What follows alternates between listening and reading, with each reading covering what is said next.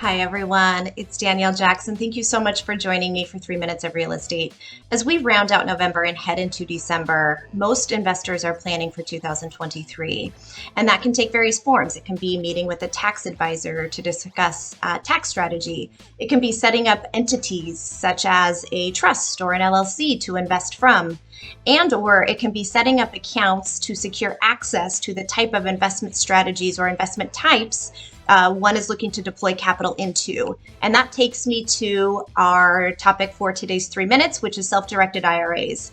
As these are gaining popularity, this is a much more common question that I'm getting with investors. So let's define it and talk about some key differences. So a self-directed IRA is really just a type of individual retirement account, and it can hold a variety of alternative investments, which is a distinguishing factor relative to other IRAs because they are generally prohibited. Alternatives are generally prohibited in other IRA accounts.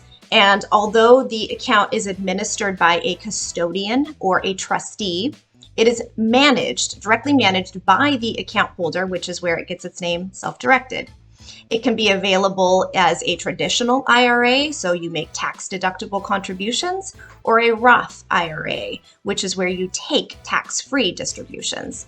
And in general, IRAs are limited to common securities, so stocks, bonds, certificates of deposits or CDs, mutual funds, or exchange-traded funds or ETFs.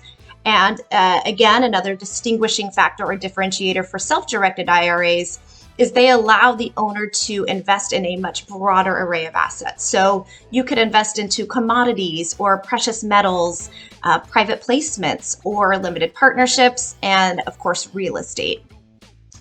Self-directed IRAs, though, are really best suited for those savvy investors who really understand alternatives and are willing to put their homework in and conduct extensive due diligence, or have a financial advisor to be directing their decisions into the types of strategies that fit their risk return profile, or the actual managers of the underlying investments one should make.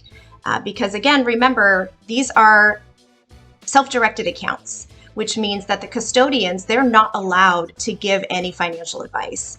And that is very similar to a traditional brokerage, banks, or investment companies like an Ashcroft Capital. And this means, again, that you have to be willing to either have a financial advisor that knows alternatives or do your own homework and conduct your due diligence. So if this seems interesting to you, there are a ton of companies out there that offer self-directed IRAs.